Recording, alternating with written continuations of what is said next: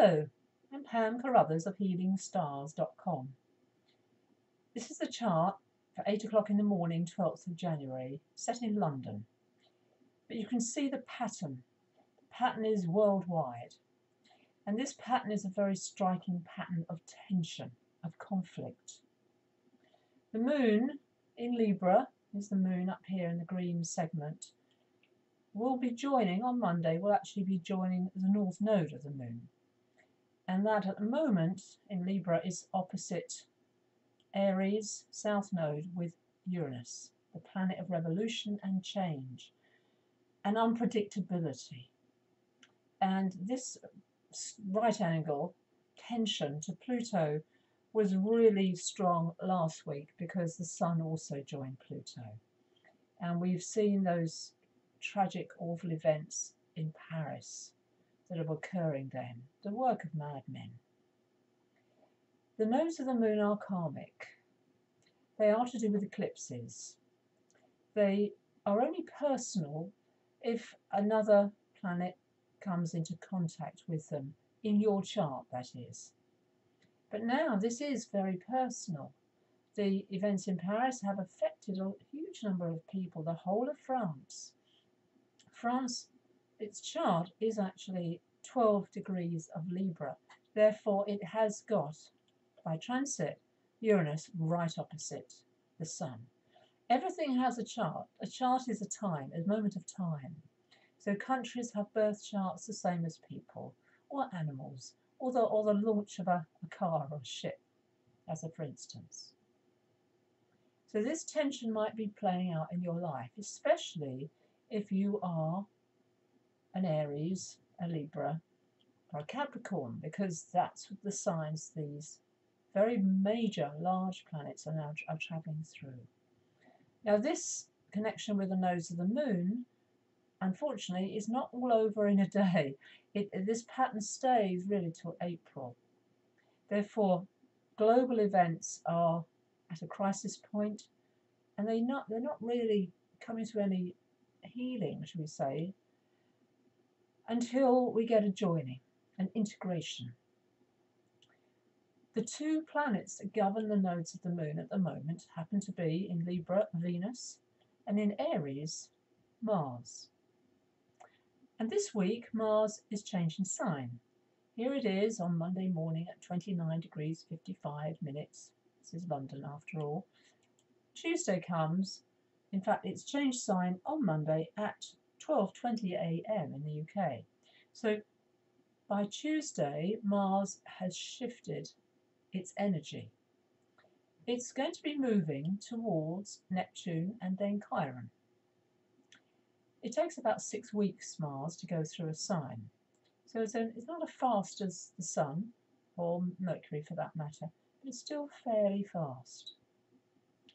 However, that word I often have to use in astrology, you see Mars is here at the beginning of Pisces and is also now creating a tension with Saturn. Saturn, Mars likes to drive, let's put it this way, Mars likes to get ahead, it's a planet of action. Saturn holds it back. So, although it's endorsing and giving much more of its energy to the healing sign of Pisces, it is restrained. However, because it's moving fairly fast, that tension is only going to last about 2 weeks really. Compassion is called for in any event where people's hearts are opened. And Pisces is all about compassion. This is also the martyr, which can be, of course, a shadow in some senses. But I'm looking at the moment to the positive, that's what I want to see. And Mercury and Venus are very, very close. Here they are in Aquarius, and Aquarius is known to be fair-minded. Aquarius is, of course, the people, people's people. And France is really telling us that. It's saying, you know, we are a country of freedom, we're a country of liberty. So, of course, the revolution, if you think of the phrase of the French Revolution, and that epitomizes Uranus. They're vocalizing their independence, their freedom, their rights of each person to express themselves. And that is what Uranus actually wants. However, not with anger, not with aggression. Mercury and Venus. Venus is now an evening star.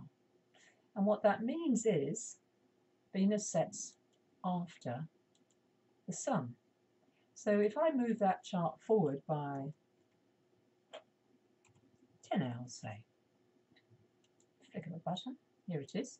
So here you can see it's actually just set. I was a bit too previous for that. I'll go back 1 hour. Here you are. So around 5 o'clock in the UK, here's Venus and Mars, and Mercury rather, descending in the night sky after the Sun. So Mercury, although we very rarely see Mercury, it is joined to the planet representing love and the goddess. And you can see Mercury at 12, both at 12 degrees, they are actually creating a positive blue lines of the flow of energy towards the nodes of the moon. For each of us as individuals, calling on the goddess, calling on love to prevail, friendship to prevail. Aquarius is all about friendship. And recognizing that Mars is now in a sign, it's not strong, I have to say, it's not strong in Pisces. For Aries amongst you, this is Mars at the moment in your 12th house behind you. So it's very much to do with dreams, but also vision and invoking a new vision. Very good time for journal writing, for instance. Now Mars is in Pisces. Saturn is also discipline. So when Mars and Saturn work well together, they are working as a unified force, building something brick by brick, making progress, but recognizing resistance. That's what Saturn is bringing in. Is always a test of resolve. For those of you who know me, that you know that I recommend a very, very good book called The War of Art by Stephen Pressfield. If you encounter resistance in your life, this is the book for you. I have no financial thing with it, but it's an incredibly good book, and it has very, very short chapters, very easy to read.